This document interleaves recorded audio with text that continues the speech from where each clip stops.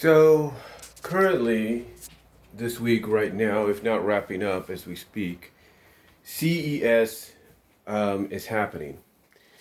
Now, CES is known for showing off a lot of new gadgets and devices, electronics, and everything. A lot of brands, basically like Sony, Samsung, Vizio, you name it, all have the opportunity to showcase their newest products for the future. Even the likes of GE, Magnavox, Philips, you name it. They all have a chance to show off what they have to offer electronic wise, gadget wise, you name it, for the future. And some of these things are kind of surprising that they're revealing. Like, you got shoes that you could fold up, you got a TV that you can fold up. It's like, whoa, you just can't fathom all the innovations that are happening when it comes to the next generation of electronics, gadgets, household appliances, stuff like that. But that's not what I'm here to talk about. What I'm here to talk about is the PlayStation 5 and the Xbox Series X. That's right, it's called the Xbox Series X.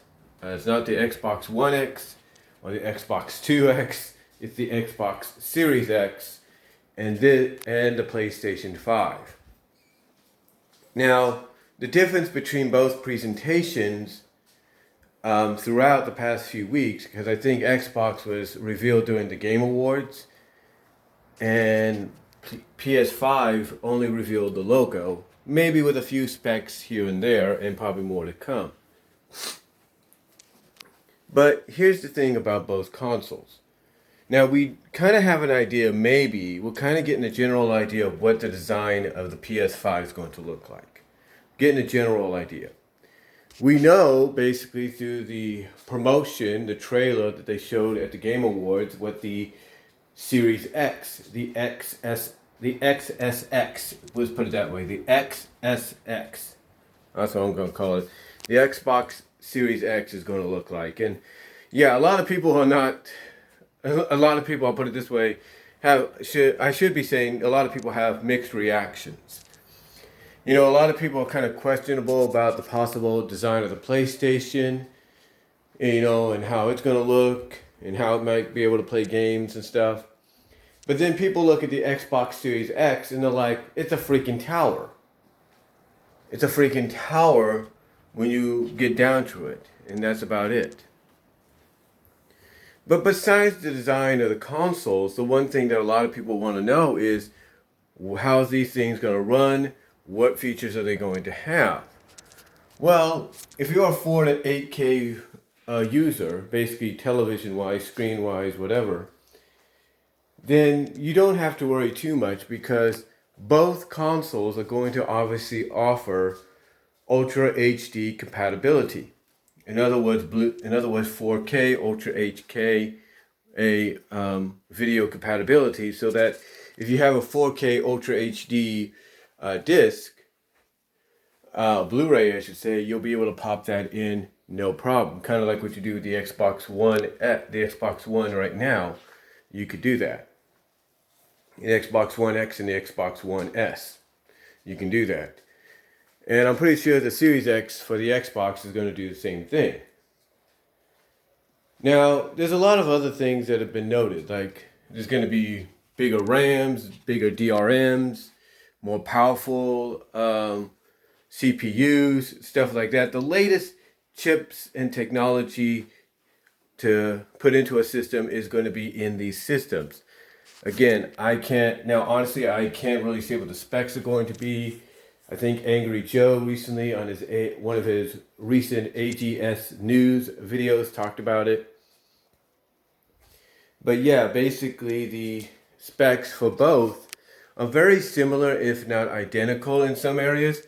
Some of the specs are just a little bit different than the others, promising basically that one console might be a little bit more powerful in one area than the other. The area that console may not be powerful in is going to make up for it for being more powerful in an area that the other console won't be powerful in, or something like that. So there's a lot of specs, like I said, that are being talked about that are very identical, some more different, some different than others, and some more powerful in certain areas than the other console would have to offer. But the other thing a lot of people want to know is about backwards compatibility. I mean, I would like to know about that too. Seeing as though for the past decade, if you will, the past 2 decades, I should say, or decade, 2.5 decades, one of the primary consoles I've always been associated with is the Sony PlayStation. The only Sony console that I didn't get was the PS3 because the 360 was the more attractive offer. Now, though, with that said,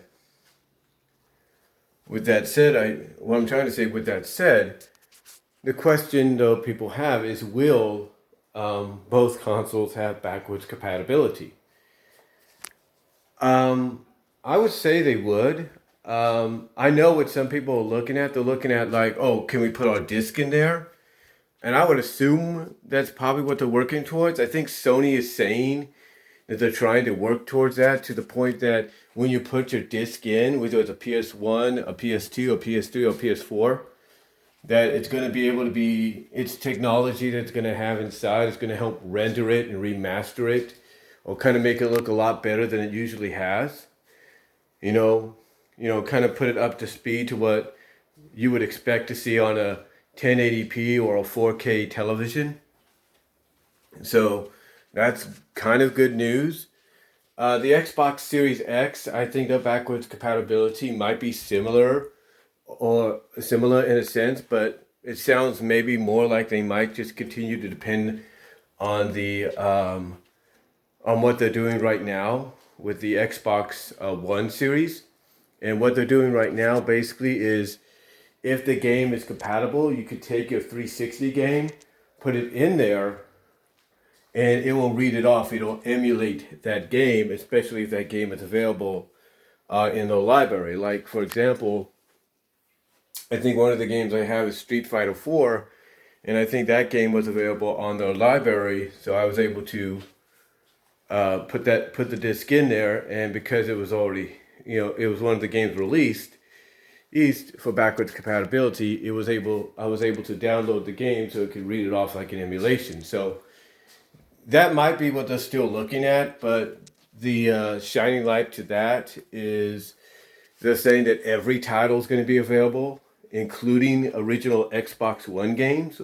I mean, the original Xbox games, which they are currently doing with the Xbox One, but still, they're talking about every single title. They're talking every single original Xbox title. They're talking every original, they're talking basically every title from the original Xbox. They're talking every title from the 360. They're talking every title from the Xbox One, as well as every title from the evolution of the Xbox One, like the Xbox One X and Xbox One S. So, so that's, I guess, what they mean by backwards compatibility, that they're going to remain, I think, in emulation stage, where you just put the disc in and it just reads off from that, basically it emulates the information from there, because the game is already available to be downloaded for it to happen.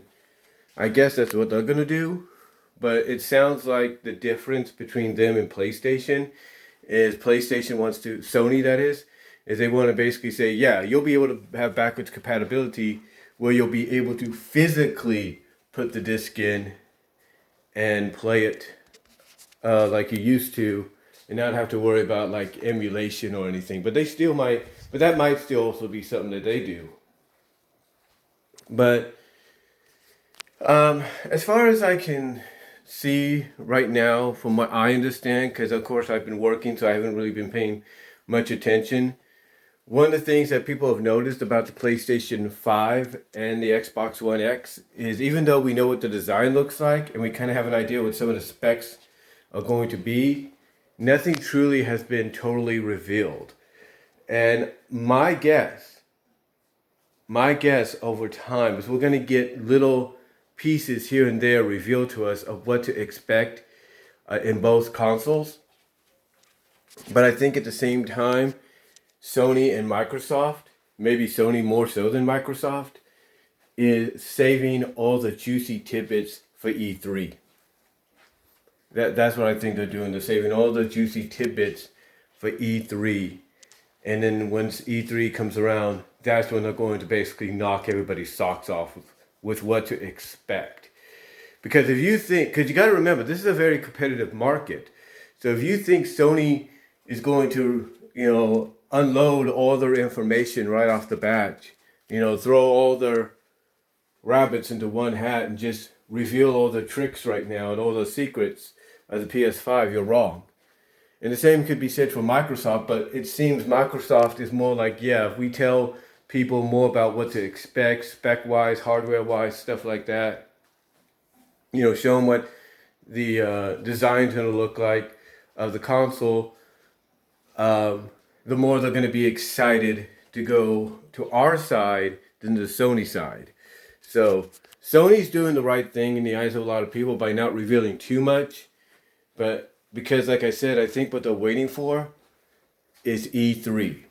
Like I said, they might throw something here and they might throw out something here and there, but in the end, I think they're just gonna wait until E3 arrives, and when E3 arrives, that's when they're just gonna go straight to town and let everybody in on what this console's gonna look like, what it's going to be like, how backwards compatibility is gonna look like, what the loading times are going to be like, stuff like that. So E3 is when you're going to really get a lot more information.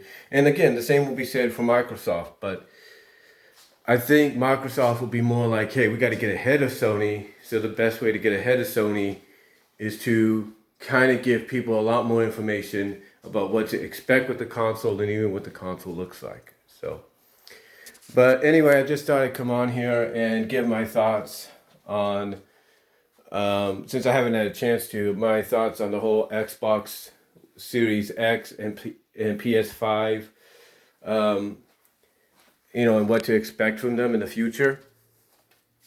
So let me know what you guys all think down below. I'm sorry if I rambled a little bit. It's still early, and I'm still waking up a little bit because I got to do work today.